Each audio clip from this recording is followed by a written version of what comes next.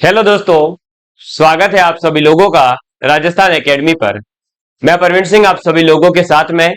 जैसा कि आप सभी लोग जानते हैं, लगातार आरपीएससी के द्वारा आयोजित होने वाली सेकंड ग्रेड भर्ती प्रतियोगी परीक्षा के लिए मैथमेटिक्स यानी गणित विषय की कक्षाएं लेकर के आ रहा हूं।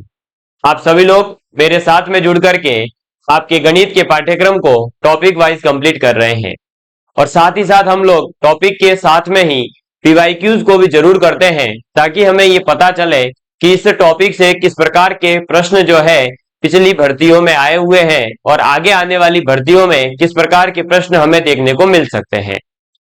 हम लोगों ने वेक्टर टॉपिक को कंप्लीट किया था और वेक्टर टॉपिक के बाद में आज हम वेक्टर टॉपिक के जो इंपॉर्टेंट पीवाईक्यूज हैं वो करने वाले हैं ताकि आप लोगों को जो पढ़ाया गया है उसकी इंपॉर्टेंस समझ में आए, उसकी महत्वपूर्णता समझ में आए कि वो कितने महत्वपूर्ण है और कौन सा चीज जो है हमारे लिए, कौन सा कॉन्सेप्ट जो है, कौन सा फॉर्मूला जो है किस प्रकार से उपयोग में लाना है, ये चीज भी आपके समझ में आ जाएगी। तो पीवाईक्यूज करने से हमारी प्रैक्टिस तो होगी ही, साथ में हमें पीवाईक्यूज का एनालिसिस में मिल जाएगा।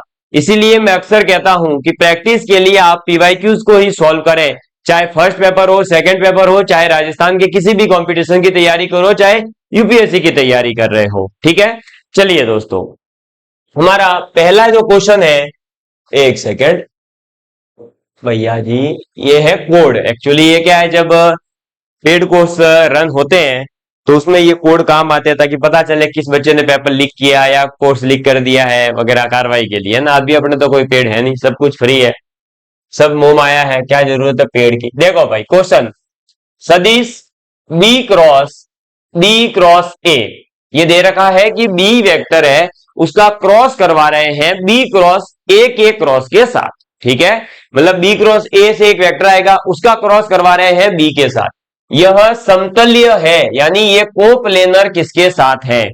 तो देखो ये क्वेश्चन बहुत ही आसान है, बिल्कुल छुटकियों का क्वेश्चन था और ये 2016 के अंदर आया हुआ है। इस प्रकार का क्वेश्चन करने से पहले आप लोगों को जब मैंने ये चीज बताई थी कि तीन सदिशों का जो है किस प्रकार से हम सदिश गुणनफल करते हैं, सदिश त्रिक गुणनफल, ये चीज मैंने बताई थी, वेक्टर ट्रिपल प्रोडक्ट। उसके अंदर बताया था कि यदि एक ए वेक्टर है, व्हाइट पेन ले लेवे ठीक रहेगा, ए वेक्टर है, उसका मल्टीप्लाई करते हैं बी क्रॉस सी वेक्टर के साथ में, तो यहां पर जो इनका प्रोडक्ट निकल कर आता है वो क्या होता है, तो वो आपके बी वेक्टर व सी वेक्टर के समतलीय होता है, कोप्लेनर होता है। ठीक है, ये डायरेक्ट लाइन लिखवाई है, अभी मैं बता भी दूंगा, बी व सी के समतलीय होता है और साथ ही साथ यही प्रोडक्ट जो आपका आएगा वो ए वेक्टर के लंबवत यानी परपेंडिकुलर, ठीक है, लंबवत होता है। तो ए क्रॉस बी क्रॉस सी का प्रोडक्ट जो आएगा वो बी और सी के समतल्य होता है और ए के लंबवत होता है। ये लाइन मैंने एग्जैक्ट आप लोगों को लिखवाई थी, जिस विद्यार्थी ने मेरे साथ के साथ नोट्स बनाए होंगे उसे पता है कि ये चीज जो है आई थी। अब देखो इसके अनुसार हमारे इसके अंदर देखें, है ना, तो यहां पर है बी क्रॉस ए, तो हम इसको जो है वापस से यहां लिख लेते हैं। जो हमारे क्वेश्चन में दे रखा है वो क्या दे रखा है वो हम यहां लिख लेते हैं, देखिएगा ध्यान से, वो दे रखा है बी क्रॉस ए। अगर मैं इस सामान्य जो कॉन्सेप्ट लिखवाया था, जनरल मैंने एक फॉर्म लिखवाई थी, इससे इसका कंपैरिजन करें तो हमें देखने को मिलता है कि ये इसका जो भी प्रोडक्ट होगा वो बी और ए वेक्टर के तो समतल्य होगा। ठीक है, के समतल्य, और साथ ही साथ जो ये आपका बी वेक्टर है इसके लंबवत यानी परपेंडिकुलर होगा। समझ में आ गई बात, क्लियर है। तो इसका मतलब हमारा कौन सा आंसर हो जाएगा भाई, देखो दोनों ए और बी के समतलीय है। अगर पूछा जाता कि समतलीय की जगह परपेंडिकुलर किसके होगा, तो हम आंसर देते हैं केवल बी। तो मैं यहां पर ये भी बता देता हूं, परपेंडिकुलर। ठीक, ये चीज ध्यान रखिएगा। देखो सीधी सीधी सी लाइन पूछी थी आपसे और ये लाइन मैंने आपको बता रखी है। ठीक है, चलिए आगे बढ़ते हैं।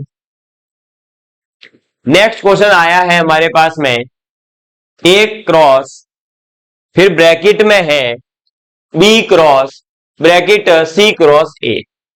तो ये बताइए, जो ट्रिपल प्रोडक्ट बताए थे मैंने, वेक्टर ट्रिपल प्रोडक्ट के बारे में अपन ने बहुत अच्छे से पढ़ा है। ठीक है, हाँ ये next question. Okay, vector triple product के बारे में अपन ने पढ़ा था और उसके अंदर ये पढ़ा था कि जब ए क्रॉस बी क्रॉस सी दे रखा हो तो उनको कैसे ओपन करते हैं।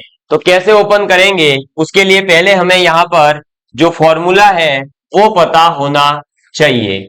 और वो क्या था, तो ए क्रॉस अगर ये लिखा हुआ मिल जाए बी क्रॉस सी, तो ये बराबर होता है किसके, ए डॉट सी गुणा B vector minus A dot B गुणा सी वेक्टर।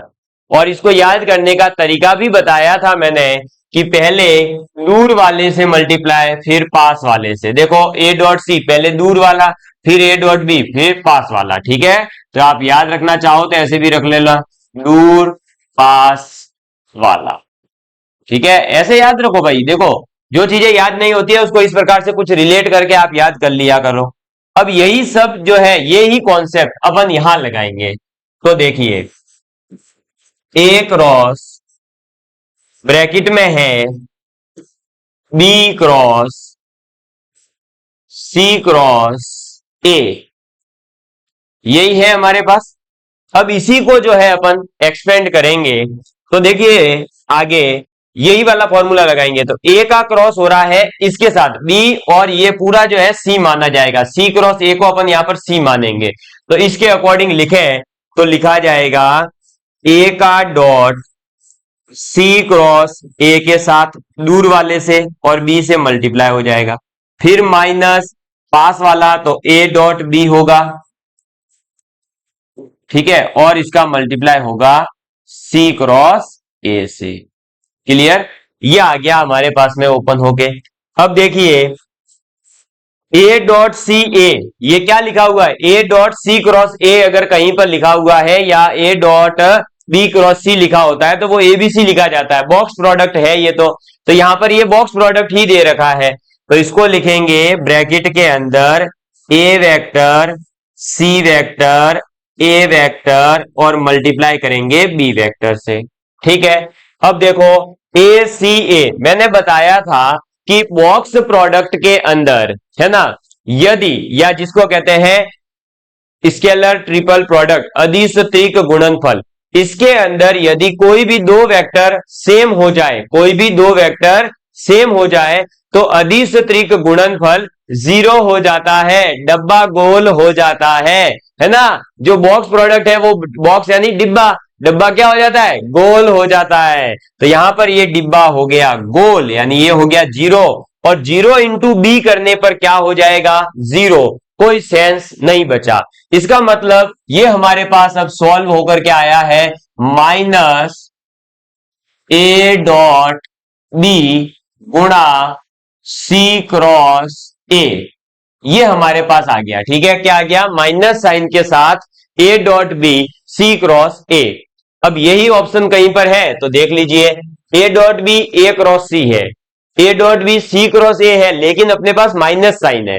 तो इसका मतलब ये तो हो गया कट, है ना, ये नहीं हो सकता, ए डॉट सी आ नहीं सकता, ए माइनस ये भी गलत। अब बचा ए ऑप्शन, लेकिन ए ऑप्शन के अंदर हमारे पास अगर ध्यान से देखें तो ए क्रॉस सी लिखा है, और हमारे पास में क्या है, हमारे पास में है सी क्रॉस ए और माइनस साइन। तो हमें पता है कि ए क्रॉस सी बनाना है तो सी क्रॉस ए को लिख दो, माइनस साइन हट जाएगा, तो ये बन जाएगा क्या हमारे पास में, देखिए दोस्तों ये बन जाएगा ए डॉट बी और इधर आ जाएगा A vector cross C vector. यही हमारा राइट आंसर है। तो A dot B A cross C हो जाएगा। ऑप्शन कौन सा टिक कर देंगे, ए ऑप्शन टिक हो जाएगा। ठीक है, देखिए कितना आसान सा क्वेश्चन था। यदि आप स्क्रीनशॉट लेना चाहें तो ले सकते हैं भैया जी। लो, ये थोड़ा सा सेंटर में ले आया मैं, ले लीजिए इसका स्क्रीनशॉट। क्लियर, मजा आया। देखिए दोस्तों, जरूर सितंबर में एग्जाम है, लेकिन समय ज्यादा है तो ये नहीं सोचना है, क्योंकि आपका पाठ्यक्रम भी बहुत ज्यादा है ना। और दो लाइनें याद रखना कि बदल जाओ वक्त के साथ या फिर वक्त बदलना सीखो। इन मजबूरियों को कोसने से कुछ नहीं होने वाला, हर हाल में चलना सीख लो, हर हाल में चलना सीख लो। ठीक है, चलिए नेक्स्ट क्वेश्चन हमारे पास में आ चुका है। नेक्स्ट क्वेश्चन, और सिंपल सा क्वेश्चन है, ज्यादा हार्ड एंड फास्ट है नहीं। क्वेश्चन है कि यदि पी वेक्टर हमें दे रखा है I cap minus 2j cap plus 3k cap. ठीक है, ये पी वेक्टर है हमारे पास, आई कैप मतलब I minus 2j plus 3k, cap cap नहीं बोलूंगा बार बार। तथा क्यू वेक्टर दे रखा है 3i plus 3j plus k। हमें बोला है तब p माइनस क्यू का स्क्वायर किसके बराबर होगा। ठीक है, अब जब ऐसा आ जाए कि p माइनस क्यू का स्क्वायर, तो हमारे को यहां पर कुछ भी नहीं करना। सबसे पहले हमें यह करना चाहिए कि जो ये p माइनस है ना, ये देखिए अब p माइनस क्यू वेक्टर, और इसका क्या करना है, स्क्वायर। तो हम इसे क्या लिखेंगे, तो हम इसे लिख देंगे p वेक्टर के मैग्नीट्यूड का स्क्वायर प्लस क्यू वेक्टर के मैग्नीट्यूड का square minus 2 p dot Q vector. यही होगा, यही करना है, और कुछ भी करना भी नहीं है हमें। ठीक है, तो अब देखिए, अब हम क्या करते हैं, पहले p का मैग्नीट्यूड निकाल ले हुए, q का मैग्नीट्यूड निकाल ले हुए, p डॉट q निकाल ले हुए। ये तीन चीजें जब हमारे पास आ जाएगी तो हमें p माइनस क्यू का स्क्वायर की वैल्यू मिल जाएगी। जैसे ही हमारे पास वैल्यू आ जाएगी तो हम इसमें देखो p प्लस क्यू की वैल्यू हम डायरेक्ट निकाल सकते हैं, क्या इसके बराबर आएगी या नहीं। p माइनस क्यू निकाल के देख लेंगे, p का स्क्वायर और q का स्क्वायर का डिफरेंस देख लेंगे, p प्लस क्यू का वैल्यू निकाल लेंगे, सब इससे निकल जाएगा। तो एक बार पहले हम ये तीन चीज निकालते हैं। तो देखिए p के मैग्नीट्यूड का स्क्वायर है ना, तो p का मैग्नीट्यूड कितना है भाई, तो देखिए p का मैग्नीट्यूड जो आएगा वो आएगा आई कैप का कॉफिशिएंट 1 यानी 1 का स्क्वायर, फिर j का -2 यानी -2 का स्क्वायर, प्लस k का 3 तो 3 का स्क्वायर। ठीक है, और फिर इस पूरे का स्क्वायर करेंगे, क्योंकि अपने को मैग्नीट्यूड का स्क्वायर करना है, ना कि मैग्नीट्यूड निकालना है। अब देखो 1 का स्क्वायर 1, -2 का 4, 9, 9 और 4 13 और 1 14, तो ये आ जाएगा अपने पास में 40। कितना आएगा, √14 आएगा। लेकिन √14 जो है वो अपने काम नहीं आएगा, उसका स्क्वायर करेंगे अपन 14 रखेंगे। और जो है मैग्नीट्यूड भी याद कर लो, क्योंकि कहां पर काम आ सकता है, अच्छा यहाँ पे भी स्क्वायर चाहिए तो कहीं काम नहीं आएगा, इसलिए डायरेक्ट ही अपन तो स्क्वायर वाला ही याद रखें। अब क्यू के मैग्नीट्यूड का स्क्वायर, क्यू का तो 3 का 9, 3 का 9 और 1 तो 9 9 18 और 1 19, √19 आएगा, ये मैग्नीट्यूड आया। अब इसका स्क्वायर कर दो तो ये आ गया 19। ठीक है, और p डॉट q निकाल लो। देखो दो वेक्टर का डॉट करेंगे तो i का i के साथ में यानी 3 आएगा, फिर j का -2 का इसके 3 के साथ यानी माइनस का 6, फिर k का 3 और इधर k का है 1 तो 3 इंटू 3 तो ये आ जाएगा 3, 3 और 3 6, 6 माइनस 6 0। इसका मतलब p डॉट q की वैल्यू निकल कर आ रही है 0। तो हमारे पास में तीनों चीजें निकल कर आ गई है। अब हम एक एक चीज ऑप्शन से देख लेते हैं जो जो जरूरत है। पहला है p माइनस क्यू, तो p vector minus q vector, p की वैल्यू कितनी है, I cap -2j plus 3k, minus करेंगे q को, q की वैल्यू है 3i कैप, फिर -3j कैप और फिर -k कैप। अब इसको सॉल्व करो तो देखो भाई कितना आ रहा है, ये तो देखो p माइनस क्यू क्या आएगा, एक वेक्टर ही निकल कर आएगा। भाई दो वेक्टर को जोड़ोगे तो एक वेक्टर आएगा, दो वेक्टर का डिफरेंशिएशन का मतलब डिफरेंस निकालोगे तब भी एक वेक्टर ही निकल कर आएगा। और हमें जो है यहां पर P माइनस क्यू के स्क्वायर की वैल्यू निकल रही है, वो तो आ रही है 14 और 19 कितना हो जाएगा 33 माइनस 0 यानी 33। तो ये देख नंबर निकल कर आ रहा है, तो P माइनस क्यू को और P प्लस क्यू को कैलकुलेट करने की जरूरत ही नहीं है। ठीक है, तो ये दो चीज तो वैसे ही कट हो गई, क्योंकि ये तो दोनों वेक्टर देंगे, हमें वेक्टर की जरूरत ही नहीं है ना। तो आप सर कैलकुलेट क्यों कर रहे थे? मैं आपको यही बताना चाह रहा था कि ऐसे कैलकुलेशन करके आप अपना समय व्यर्थ करोगे दोस्तों। समझ में आई बात? तो ऐसे जो है समय व्यर्थ नहीं करना है, प्रश्न को ध्यान से समझना है। हमें यहाँ पर P माइनस क्यू का स्क्वायर पूछा है और वो ये होगा, और इसकी वैल्यू आ रही है 14, इसकी 19, 14 और 19 हो गया 33, और इसके आगे 0, तो 33 माइनस 0 इसका तो एक नंबर निकल कर आ रहा है। तो P माइनस क्यू और P प्लस क्यू तो एक क्या आएगा भाई, वेक्टर निकल कर आएगा, तो इसका मतलब ये तो हो ही नहीं सकते। तो ये और ये ऑप्शन तो वैसे ही कट, ए और बी ऑप्शन तो। अब बचा सी ऑप्शन और डी ऑप्शन। सी ऑप्शन है P का स्क्वायर माइनस क्यू का स्क्वायर, 14 माइनस 19, माइनस का 5 आएगा, हमारे आ रहा है 33, इसका मतलब ये भी कट हो गया। बचा ही एक डी ऑप्शन है, और बिल्कुल डी ऑप्शन ही आंसर होगा। डी ऑप्शन ही आंसर इसलिए होगा क्योंकि देखो यहां पर बोला है कि P vector plus Q vector का स्क्वायर निकालो। ओहो लो भाई, अब P प्लस Q का स्क्वायर क्या हो जाएगा? तो देखो ये हो जाएगा भाई P वेक्टर के मैग्नीट्यूड का स्क्वायर प्लस Q वेक्टर के मैग्नीट्यूड का square plus 2P dot Q। अब P डॉट Q कितना है 0, तो ये तो हो गया 0। अब ये जैसे ही 0 हुआ, ये तो किसके बराबर है देख लो, ये रहा P माइनस क्यू के स्क्वायर के, और यही तो हमसे पूछा था। तो P माइनस क्यू का स्क्वायर बराबर है P प्लस क्यू के स्क्वायर के। क्यों? क्योंकि P डॉट क्यू 0 आ रहा है, अगर इसकी कुछ वैल्यू होती तो अलग अलग होते, इसकी वैल्यू 0 आ गई तो वैसे ही बराबर हो गए, है ना। तो ये ऑप्शन ठीक, ऑप्शन नंबर डी। बताइए, तो अब अगर ऐसा एग्जाम में क्वेश्चन आएगा तो आप पहले क्वेश्चन को ध्यान से पढ़ना, ध्यान से समझना, और जिसने ये समझ लिया कि ये निकालना है, यहां पर P डॉट क्यू 0 आ गया था, उसको तो वैसे ही समझ आ जाएगा, क्योंकि A माइनस बी का स्क्वायर और A प्लस बी का स्क्वायर अंतर कितना होता है, एक जगह प्लस 2AB होता है, एक जगह माइनस 2AB। अगर AB 0 है तो वो तो प्लस और माइनस 2AB वाली तो टर्म ही हट जाएगी, तो A square plus B square बराबर क्या होगा, A माइनस बी और A प्लस बी का स्क्वायर। तो वैसे ही सीधा आंसर टिक कर सकते थे।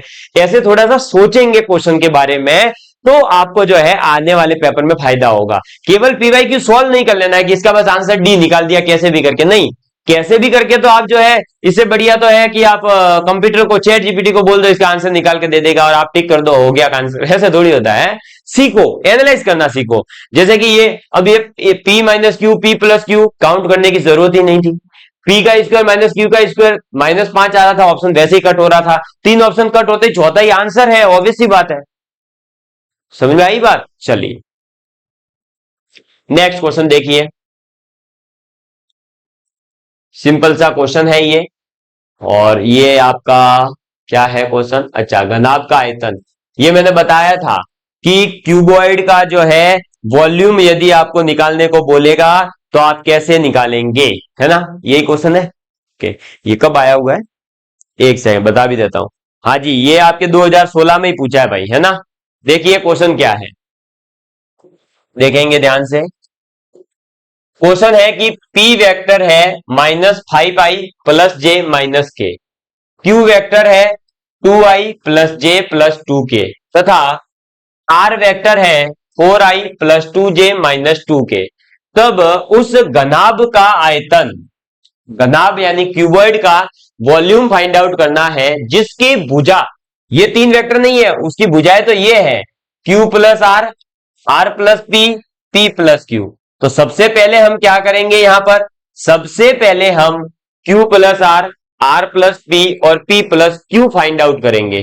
ये तीनों फाइंड आउट करने के बाद 3 भुजाएं आ गई, फिर उनका क्या करेंगे, बॉक्स प्रोडक्ट निकालते हैं। वेरी गुड, क्योंकि क्यूबॉइड का आयतन ज्ञात करने के लिए हमें बॉक्स प्रोडक्ट निकालना पड़ेगा। तो हमारे पास जो ये 3 वेक्टर आ रहे हैं ना, कौन से Q plus R plus P, P plus Q, इसका बॉक्स प्रोडक्ट। अब देखो, एक तो ये तरीका है कि आप Q प्लस आर निकालो, आर प्लस पी निकालो और P प्लस क्यू निकालो, तीनों निकाल लो, ठीक है। तीनों को निकाल कर 3 भुजाएं आ गई, उनका डॉट प्रोडक्ट निकाल लो, है ना, मतलब वो जो डॉट ट्रिपल प्रोडक्ट वाला, ठीक है, मतलब बॉक्स प्रोडक्ट, सीधी सी बात, अदिश त्रिक गुणनफल। वो निकाल लो, या फिर एक प्रॉपर्टी लिखवाई थी उससे ये क्वेश्चन जल्दी होगा। देखो कैसे, आखिरकार यही तीनों भुजाएं हैं तो इनका ही तो डॉट प्रोडक्ट निकालना है। किसका किसका, देखो Q plus R, R plus P और P प्लस Q, इसी का तो हमें क्या करना है, बॉक्स प्रोडक्ट निकालना है इसी का। तो अब इसमें हम क्या करते, पहले Q और R को निकालकर एक भुजा बनाते, उसका नाम दे देते A, फिर R और P वेक्टर को जोड़कर निकालते, एक B नाम दे देते, P और Q को जोड़ के निकालते C, फिर ABC का बॉक्स प्रोडक्ट। लेकिन आपने अगर ध्यान दिया हो तो मैंने एक प्रॉपर्टी लिखवाई थी, A plus B, B plus C, C plus A अगर है तो वो बराबर होता है किसके, ट्वाइस ऑफ ABC के बॉक्स प्रोडक्ट, है ना। यहां पर भी वही हो रहा है, देखो Q plus R, R plus P, P plus Q, इसका मतलब ये बराबर, इसका जो बॉक्स प्रोडक्ट की वैल्यू होगी ना वो बराबर होगी ट्वाइस ऑफ किसके, तो पी क्यू आर के। समझ में आई बात, इसकी जो आपके वेक्टर इस बॉक्स प्रोडक्ट की वैल्यू होगी ना वो इसी के, पी क्यू आर का बॉक्स प्रोडक्ट निकाल लो, उसका ट्वाइस कर लो, उसी के बराबर होगी। तो हमारे पास में कोई जोड़ने घटाने की झंझट खत्म, सीधे ही पी क्यू आर का जो हमारे पास तीन वेक्टर दे रखे हैं इनका बॉक्स प्रोडक्ट निकाल लो। और बॉक्स प्रोडक्ट जो होता है वो किसके बराबर होता है, तो बॉक्स प्रोडक्ट जो है हमारे पास में भाई क्या निकालना है, हम बॉक्स प्रोडक्ट निकालना चाहते हैं किसका, पी क्यू आर का। तो पी क्यू आर, इसका मतलब हम क्या करेंगे, तो इसको हम लिखेंगे P dot Q cross R, यही करेंगे। क्या करेंगे, तो P dot Q cross R करेंगे। अब हमारे पास में देखो Q ये रहा, R ये रहा, इनका करेंगे क्रॉस, और P ये रहा उसके साथ डॉट। तो अब Q क्रॉस R निकाल लेते हैं, लो तो Q cross R, Q cross R निकालने का तरीका वही भैया जी, देखो आई कैप, जे कैप, के कैप। अब हमारे पास में Q की वैल्यू कितनी है, तो देखो 2 1 2, और R की वैल्यू कितनी है 4 2 और -2। अब इसको सॉल्व करेंगे तो देखो आई कैप के साथ कितना आएगा सॉल्व होकर, तो आई वाले इसको भूल जाओ, -2 का मल्टीप्लाई 1 से तो आएगा -2, ठीक है, और यहां से आएगा -4, फिर माइनस जे कैप के साथ में तो ये आ गया -4 और ये आ गया -8, फिर इधर के कैप के साथ में तो ये 4, ये -4, ठीक है। वो तो भैया लो एक तो जीरो हो गया, खेल खत्म हो गया है। अब देखो ये क्या आएगा, -6 आई कैप, ये माइनस माइनस हो जाएगा +12 जे कैप, और ये क्या है हमारा Q क्रॉस R है, ठीक है। अब इसका जो ये आया -6 आई कैप +12 जे कैप, इसका करेंगे क्या, डॉट प्रोडक्ट, किसके साथ में, P के साथ में। P की वैल्यू कितनी है वो यहां लिख लो, P की वैल्यू है -5 आई कैप प्लस जे कैप माइनस के कैप। अब इनका डॉट करना है तो P dot Q cross R, तो डॉट कर लीजिए, आई का आई से होते ही बंद हो जाएगा, और -6 का -5 से तो ये आ गया 30, फिर जे का जे से तो ये आ जाएगा 12, ये हो गया 0, तो ये आ गया 42। कितना आया 42।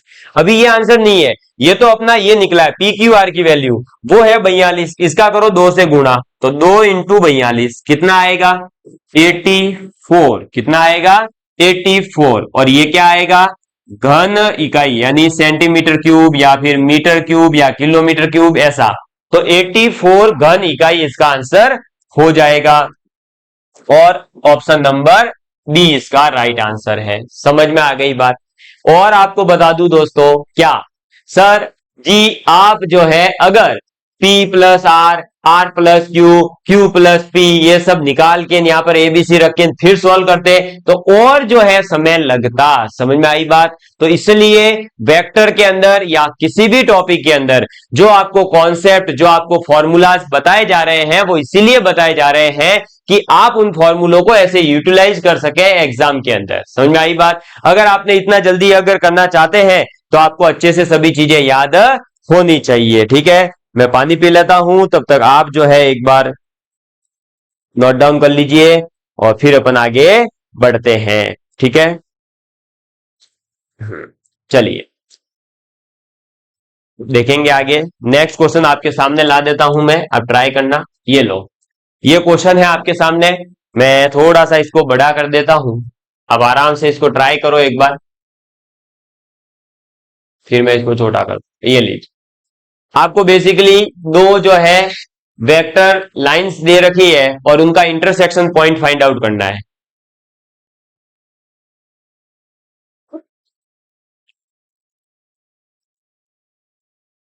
करिए।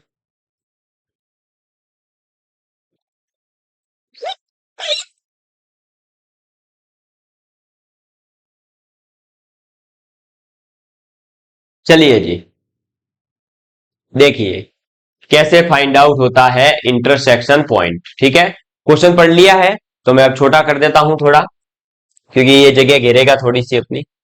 क्वेश्चन देखिए क्या है। हमारे पास में दो वेक्टर लाइंस दे रखी है और दोनों वेक्टर लाइन का कुछ भी नहीं पूछा, सिंपल सा इंटरसेक्शन पॉइंट पूछा है और कुछ भी नहीं पूछा है। जब भी आपसे ऐसा क्वेश्चन पूछा जाए, दो वेक्टर लाइंस का इंटरसेक्शन पॉइंट, दोनों लाइन का कंपैरिजन कर लीजिए और कंपैरिजन करके जो भी उसके अंदर एक अननोन होगा, जैसे यहां पर देखो पहली वाली समीकरण के अंदर K1 है, ये रहा, और ये रहा K1, और यहां पर है K2। बस ये K1 या K2 कोई एक आपको फाइंड आउट करना है और उसको किसी भी इक्वेशन में पुट कर दीजिए, आपका आंसर जो है निकल कर आ जाता है। यही होता है इंटरसेक्शन पॉइंट। हम अभी यहां पर क्वेश्चन सॉल्व करेंगे तो और अच्छे से समझ आएगा। क्या करेंगे देखिए, लाइन लिखेंगे 7, अब देखो 7i cap 10j cap 13k cap, और यहां पर है K1 के साथ ये मल्टीप्लाई, तो अब हम इस पूरी लाइन को एक बनाएंगे। ठीक है ना, तो पहले देखो 7i plus 10j plus 13k plus 2k1i plus 3k1j plus 4k1k। ठीक है, ये आ गया। लो, अब ये पूरा एक्सप्रेशन जो आया इसको एक बनाएंगे, तो आई आई वाले को अलग जोड़ो, तो ये आ गया 7 प्लस 2k1 और ये I cap plus 10 plus 3k1j cap plus 13 plus 4k1k cap. ये आ गया अपने पास एक अलग से वेक्टर निकल कर। ठीक है, ऐसे ही दूसरी वाली लाइन को भी अपन लिखेंगे, तो दूसरी वाली लाइन है 3i cap 5j cap plus 7k cap, इसी के साथ प्लस k2i कैप, k का मल्टीप्लाई हुआ 2k2j कैप और प्लस 3k2k कैप। क्लियर। चलिए अब क्या करेंगे, अब यहां पर जो K1 और ये आई वाले अलग, जे वाले अलग, के वाले अलग जोड़ दो भैया, तो 3 प्लस K2 और आ जाएगा क्या आई कैप प्लस 5 प्लस 2k2, यह आ जाएगा जे कैप, और प्लस 7 प्लस 3k2k कैप। ये लो, ये हमारे पास में दो वेक्टर निकल कर आ गए। पहला ये निकल कर आया, दूसरा ये निकल कर आया। ये दोनों बेसिकली वेक्टर लाइन है। जो ये ऊपर दे रखी थी ना, ये फॉर्मेट कौन सा था, तो ये फॉर्मेट था आपका, आपने पढ़ा भी है, y बराबर, हम क्या पढ़ते हैं, y बराबर mx प्लस सी पढ़ते हैं ना, ये वही है बस, और कुछ भी नहीं है। ठीक है, उन्हीं को y बराबर mx प्लस सी, y बराबर mx प्लस सी को अपन ने क्या करा, mx और c पूरा जोड़ दिया, तो ये दो लाइनें निकल कर आ गई। अब इन दोनों को क्या करना है, कंपेयर करना है। कंपेयर करने का मतलब है आई कैप वाले का कोफिशिएंट बराबर करो। दो वेक्टर्स हमेशा बराबर कब होते हैं, जब डायरेक्शन बराबर हो, साथ ही साथ मैग्नीट्यूड बराबर हो। और मैग्नीट्यूड बराबर कब होता है, तो मैग्नीट्यूड तब बराबर होता है जब आई कैप के कोफिशिएंट जे कैप के कोफिशिएंट के कैप के कोफिशिएंट बराबर हो जावे। तो यहां पर आई कैप का कोफिशिएंट आई कैप के बराबर करो। ठीक है, तो यहां पर देखेंगे, देखिए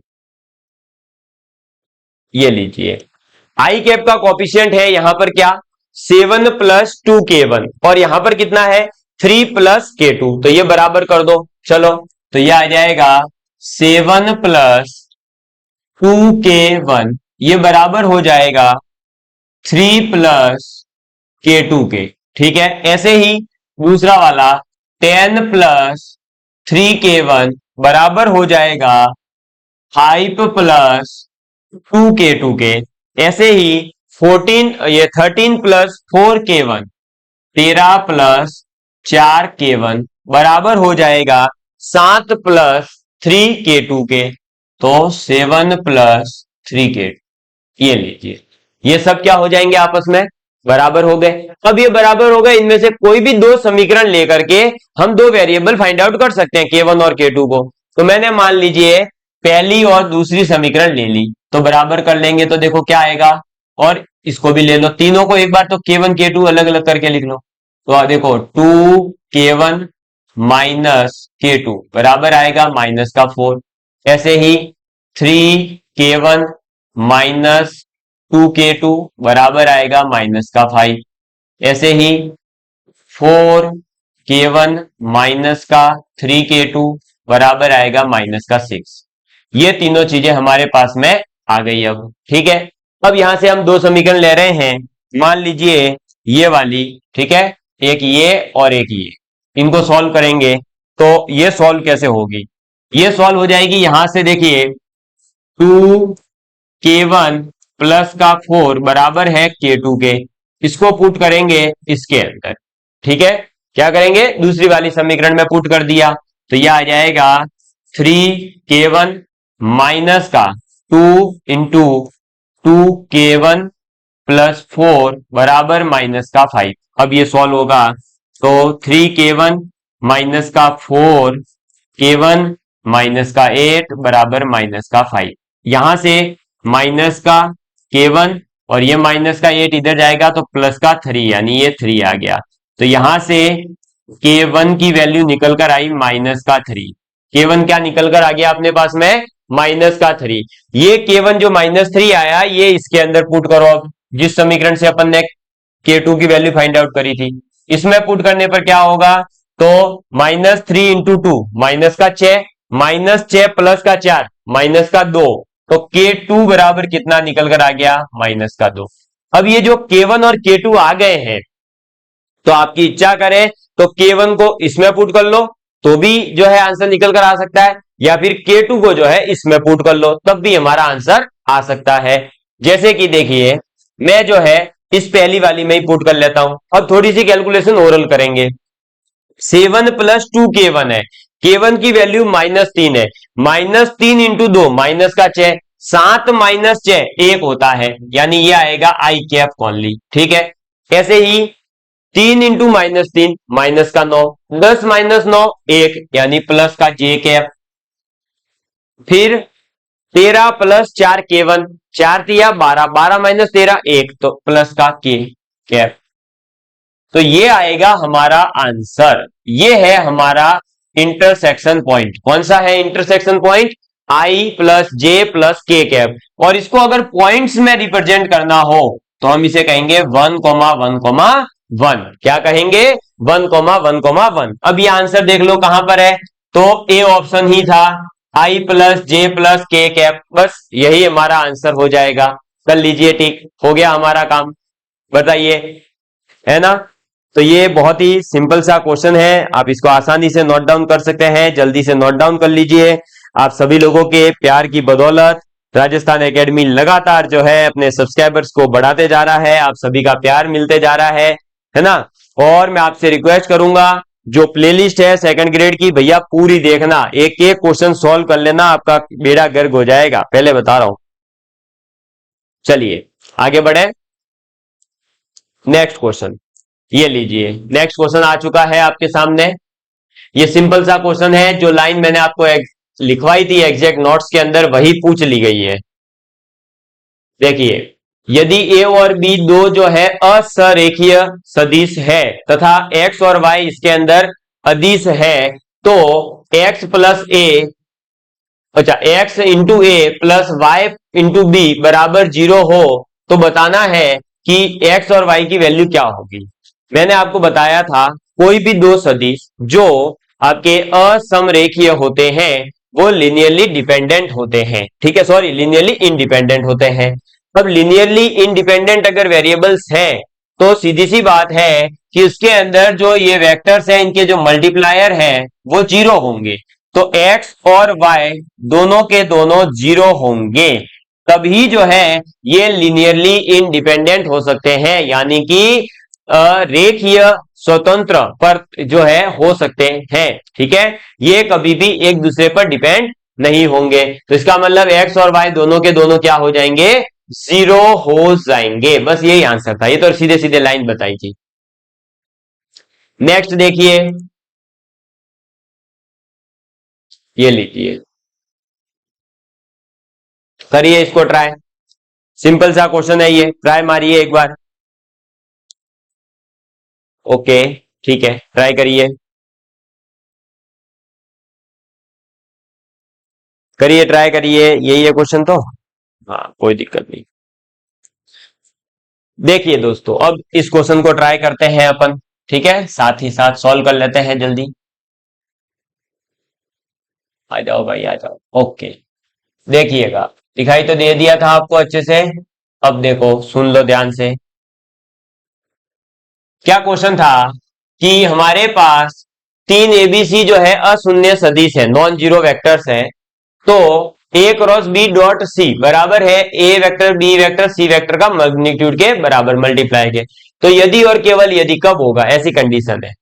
देखिए सबसे पहले जो दे रखा है उसकी बात कर लेते हैं। हमें दे रखा है A vector cross B vector dot C vector बराबर किसके है, magnitude of A, magnitude of B, magnitude of C, ये इसके बराबर दे रखा है। लेकिन हम एक बात और जानते हैं कि जो ए डॉट बी होता है उसका मैग्नीट्यूड ए वेक्टर के मैग्नीट्यूड के और बी वेक्टर के मैग्नीट्यूड के मल्टीप्लाई के बराबर होता है। तो ये तो हमें क्या है, गिवन है कि ए क्रॉस बी डॉट सी बराबर है ए बी सी का मैग्नीट्यूड। लेकिन हम ये बात जानते हैं कि अगर ए डॉट बी यानी ए क्रॉस बी को पूरा एक वेक्टर मानेंगे, उसका डॉट सी के साथ हो रहा है, तो इसका मैग्नीट्यूड ए क्रॉस बी के मैग्नीट्यूड और सी के मैग्नीट्यूड के मल्टीप्लाई के बराबर होगा। ये मैंने आपको कॉजी स्क्वायर इक्वेशन है, ये तो इनइक्वालिटी बताई थी। अब ये अगर बराबर है तो हम ये बात भी जानते हैं कि magnitude of A cross B जो है वो क्या होता है, वो होता है ए का मैग्नीट्यूड बी का मैग्नीट्यूड साइन थीटा के बराबर, यही है।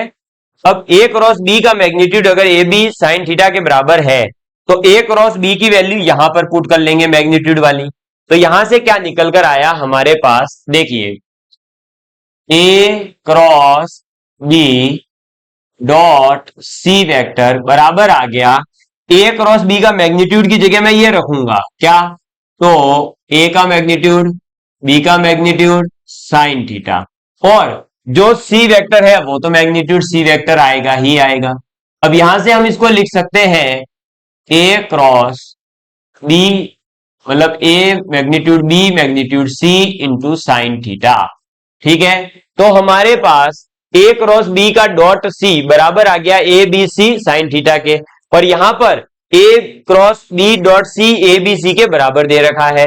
तो ए बी सी अगर मैं इसकी वैल्यू पुट करूंगा तो ए का मैग्नीट्यूड बी का मैग्नीट्यूड और सी का मैग्नीट्यूड। अब इससे क्या होगा, तो देखो आपस में कट जाएंगे, ए का मैग्नीट्यूड बी का मैग्नीट्यूड सी का मैग्नीट्यूड, ए का मैग्नीट्यूड बी का मैग्नीट्यूड सी का मैग्नीट्यूड कट गया।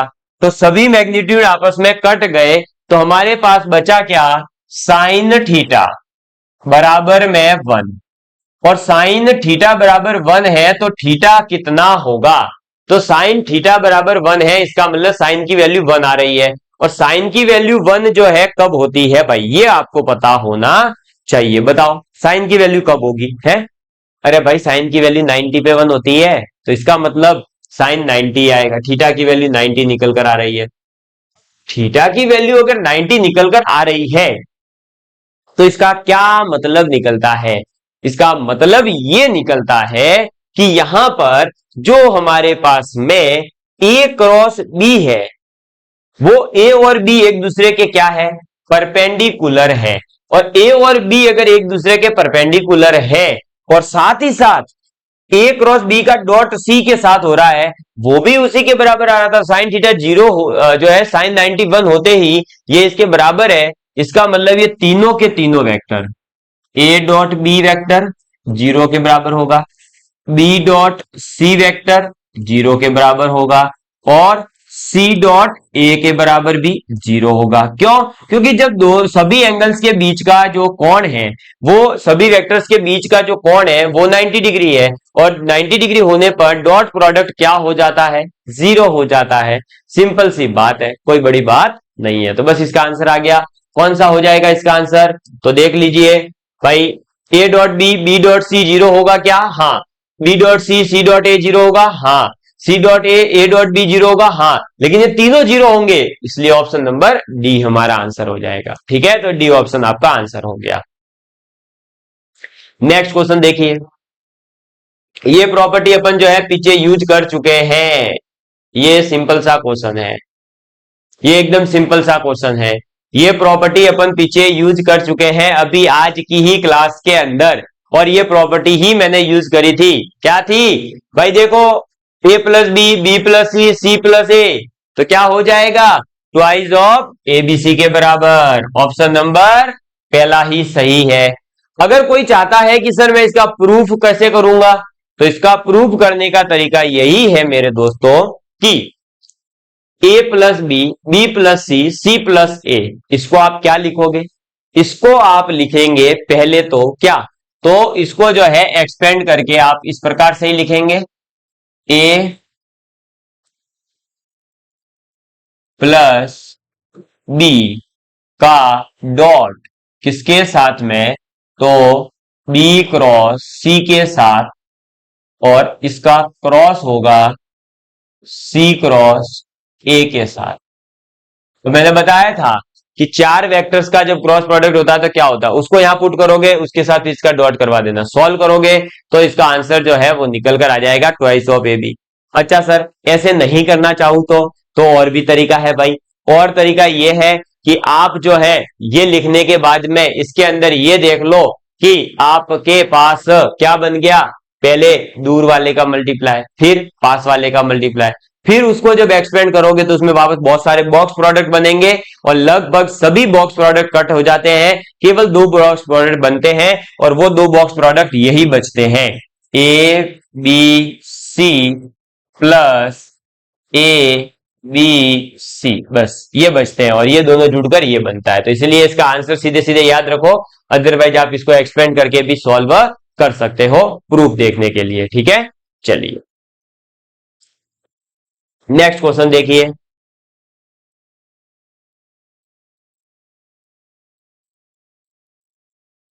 नेक्स्ट क्वेश्चन है, यदि दो इकाई सदिश का योग एक इकाई सदिश है, यानी दो यूनिट वेक्टर्स हैं, उनका एडिशन योग जो है वो भी एक इकाई सदिश ही है, तो उनके बीच में कोण कितना है ये आपको पता लगाना पड़ेगा। ठीक है, तो देखेंगे, देखिए देखिएगा अब, ये देखिए अब इसमें क्या करेंगे, तो हम इसमें ये करेंगे, कुछ भी नहीं करना है, सीधा सीधा सा है। हमारे पास में भाई जो है दो इकाई सदिश मान लेते हैं। तो देखो जैसे मान लिया ए और बी, ये दो इकाई सदिश है, ये दो अगर इकाई सदिश है तो इनका मैग्नीट्यूड कितना हो जाएगा, 1। तो ए और बी का मैग्नीट्यूड हो गया 1 1। क्या हो गया, ए और बी का मैग्नीट्यूड 1 1 हो गया। अब इनका इकाई सदिश का मैग्नीट्यूड तो 1 1 है ही साथ एक बात और है कि इन दोनों का योग करने पर भी जो मैग्नीट्यूड आएगा वो भी 1 आना चाहिए। क्यों? क्योंकि इनका जो योग है ए और बी वेक्टर का, वो भी जो है योग कितना होना चाहिए, इकाई सदिश के बराबर होना चाहिए। अगर वो इकाई सदिश के बराबर है दोस्तों, तो क्या होगा यहां पर, अब देखिए इसके अंदर हमें सिर्फ एंगल पता करना है। एंगल पता करने के लिए हम इन दोनों का स्क्वायर कर देते हैं दोनों साइड। अब a प्लस बी का स्क्वायर क्या होता है? a के मैग्नीट्यूड का स्क्वायर, b के मैग्नीट्यूड का square plus 2a dot b बराबर क्या हो जाएगा? 1। अब देखो, एक का स्क्वायर एक ही होगा, एक का स्क्वायर एक ही होगा, 2a डॉट बी तो ये हो जाएगा 2 magnitude of a magnitude of b, a dot b, और a डॉट b जो होता है वो किसके बराबर होता है? ए बी कॉस थीटा के बराबर होता है, बराबर आ गया 1। अब इसको करेंगे सॉल्व तो क्या हो जाएगा? ये हो जाएगा 2 प्लस 2 कॉस थीटा बराबर आ जाएगा 1। यहां से निकल कर आएगा कॉस थीटा बराबर -1/2, क्योंकि ये 2 इधर आएगा तो माइनस का 2 बनेगा, 1 - 2 -1 होता है तो -1/2। यहां से कॉस थीटा बराबर आ गया माइनस का 1/2, और कॉस थीटा की वैल्यू जो है -1/2 कब होती है? जब थीटा की वैल्यू 120 डिग्री होती है। क्यों? क्योंकि 90 प्लस थीटा यानी कि सेकंड क्वाड्रेंट के अंदर जाएगा, और सेकंड क्वाड्रेंट के अंदर साइन और कॉसेक के अलावा सभी क्या होते हैं? नेगेटिव, तो कॉस भी क्या होगा? नेगेटिव, और नेगेटिव होते ही जो है 120 डिग्री आंसर हो जाएगा। अब 120 डिग्री को अपन क्या लिख सकते हैं? तो 120 डिग्री को अपन लिख सकते हैं 2π/3। कितना लिख सकते हैं? 2π/3, यानी ऑप्शन नंबर डी हमारा आंसर हो जाएगा। बताइए, एकदम सिंपल सा क्वेश्चन था या नहीं? एकदम सिंपल सा क्वेश्चन था, और इस प्रकार के क्वेश्चन हमसे पूछे जाते हैं। ठीक है, चलिए ये लीजिए, ये हमारे सामने क्वेश्चन आ चुका है। अब मैं आपको 2-3 क्वेश्चन होमवर्क में दे रहा हूं, आपको खुद ट्राई करने हैं, और ये जो क्वेश्चंस की पीडीएफ है वो हमारे Telegram channel Rajasthan academy Sirohi पर मिल जाएगी, जिसका लिंक इस वीडियो के डिस्क्रिप्शन में भी है। साथ ही साथ आप जो है हमारे व्हाट्सएप चैनल और ऐप को भी डाउनलोड कर सकते हैं। प्रीतम एजुकेशन के नाम से हमारा ऐप है, और ये क्वेश्चन आपके लिए होमवर्क रहेगा, पहला क्वेश्चन। ठीक है, ये दूसरा क्वेश्चन, ये 2 क्वेश्चन आपके लिए होमवर्क है, और ये दोनों क्वेश्चन कैसे सॉल्व करने हैं ये अब आपको खुद को सोचना पड़ेगा। ठीक है, चलिए, और अगला टॉपिक आप कौन सा शुरू करवाना चाहते हैं ये भी आप कमेंट करके बता सकते हैं, ताकि हमें जो है आप लोगों की सहूलियत के अनुसार आपकी डिफिकल्टी जिस टॉपिक में ज्यादा है उसको अपन पहले पूरा करें, ताकि आपको भी बेनिफिट ज्यादा से ज्यादा हो। धन्यवाद, जय हिंद, जय भारत, मिलते हैं अगली क्लास में।